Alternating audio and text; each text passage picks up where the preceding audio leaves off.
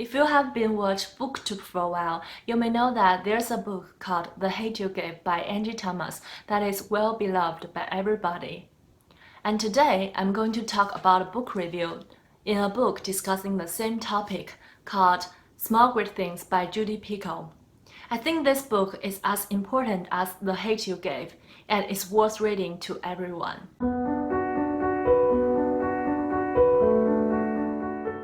Hi there, it's Meonicorn. Today I'm going to do a book review about Small Great Things by Judy Picoult.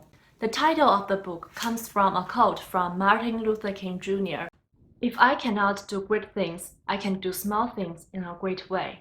This book started from a character called Ruth Jefferson. Ruth Jefferson is a nurse in labor and delivery department in her hospital. She's been working for 20 years and she's really skillful and being respected by her colleagues. One day there's a baby delivered in Ruth's hospital, but Ruth has been discharged from the position of taking care of that baby because the baby's parents are both racist and Ruth is the only African American nurse in that department. Ruth was upset and angry about it, but she cannot do nothing but obey her supervisor's decision. So she does not taking care of that baby. After a few days, the baby died because of his illness, but Ruth is accused by the parents as a murder of their baby. There are three narrators in the book. We have Ruth the nurse, who is skillful and tried her best to be a role model for her son. We have Turk, the father of the baby, who is a super strong racist. He even ran a racist website online. We also have Kennedy, the public defender of Ruth. She's a white girl, but she believes herself does not have any bias on race issues. I listened to this book on audio format. I was super confused in the beginning because I thought it was a historical fiction. Then I looked up online and it is set in current time. That means the story in the book happens in the same time when the book is published, which is 2016. I have to confess that before I have a chance to live in the United States, which is a few years ago, I thought the racism problem of United States is a historical thing, and the problem is solved by today. But that's apparently wrong, and I was so sad to find out this kind of story still can happen today. In the book, we basically follow Ruth's journey to the court, and we can learn some background story about three characters, and also we can see the growth about three characters. We learn that in order to be a respectful nurse, Ruth has to work twice or three times harder than her colleague, but even that, she only got twice promotion in her 20 years of career life. When she's working or living her daily life, she has to ignore the little uncomfortable happen everywhere.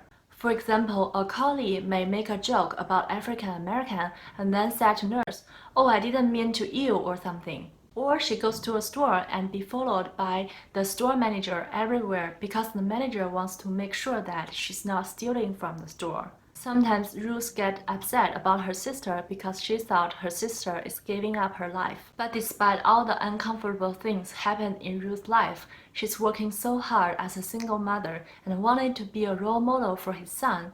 She wanted her son to be able to achieve everything that he wants to achieve and have no problem because of his skin color. For the past decades, Ruth wanted her race is not an issue in her life, so she never talked about it. Throughout Ruth's journey to the court, we can see the story of how Ruth is changing and how she figured that if she wanted to solve the problems, she has to face the problem. And Kennedy, the public defender, as I mentioned before, she does not believe that herself has some bias on race issues. However, she does not want to mention any race issues in defending Ruth. Somehow she believes that even though a people can be accused by her race, she cannot bring the race issue in the court, otherwise she will lose. At the beginning, Kennedy thought she's right and she's there to help Ruth. However, later on, she found out she has her own bias as well. For example, there's a new African American lawyer start working at her working place, and Kennedy assumed that the new lawyer was grew up in a poor neighborhood just because of his skin color. Because Ruth and Kennedy has this different beliefs in race, we can see some conflicts and some compromise between them. At last, we have Turk the father, which is a character that I hated so much. Even I hate him so much, I can still see where he comes from by Judy Picoult's writing. And I was open-eyed by this book because I didn't know there's a group of people who gather together doing nothing but hate. Not to mention that they believe they have the right reason to hate the people who they barely know of. Based on all the things that happen around the world these days, I highly recommend you read this book and thinking about some questions. For example, how we're dealing with hate.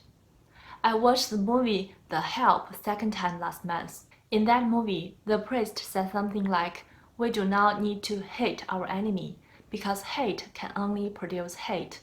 If we can love our enemy, then we'll win." I think Small Great Things taught me 3 valuable lessons from each character. From Ruth, it taught me how the African American living situation in current United States. From Kennedy, it taught me even with the people who believe they understand something perfectly, they still need to keep an open mind on that thing and accept new thoughts and other stories. And from Turk, it taught me nobody is born to hate. He has to experiencing some tragedy things in his life in order to form that kind of personality. And we don't need to use hate to against them. We pity them because they cannot feel anything great in their life, and we need to help them. Apparently, Judy Picoult looks like this. So from Ruth's perspective, it is not a own voice story. However, Judy Picoult mentioned in her acknowledgement that she interviewed a bunch of African Americans and to let them telling their life stories and their struggles in life. And also, she interviewed some post-racists to know that why they were racist at first and why they changed. So I love this book because it's really informative for me and well-researched.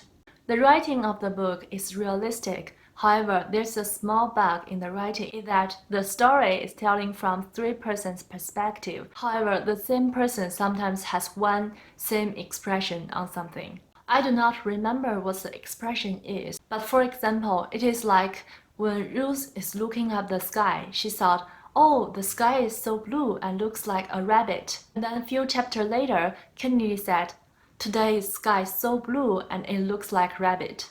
And maybe after another few chapters, Turk will say, "Oh, when I walked out from the building, I saw the sky is so blue and looked like a rabbit." So I think this is not a good thing on writing because 3 characters need to have 3 individual personality, and they certainly do not need to have the same expression on the same thing. This is the only cons that I can talk about this book.